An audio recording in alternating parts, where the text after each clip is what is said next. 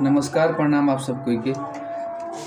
हम भोजपुरी गायक सुधीर संगम आप सबसे बता दी कि 24/10/2020 दिन शनिवार के दिन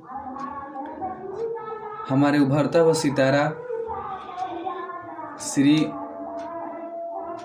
आदरणीय अक्षय यादव उर्फ चिरकुट बाबा जी का प्रोग्राम रखा गया है।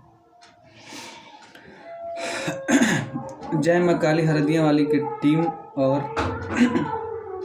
पूरे गांव वासियों के मदद से ये प्रोग्राम हो रहा है। पूरे समाज के सपोर्ट से प्रोग्राम हो रहा है और रखा गया इस प्रोग्राम को।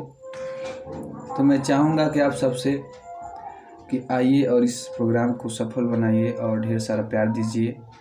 जो हम लोग जैसे छोटे छोटे कलाकार हैं उन लोगों को आकर आप लोग उत्साहित करिए ताकि हम लोग भी कुछ नाम करें।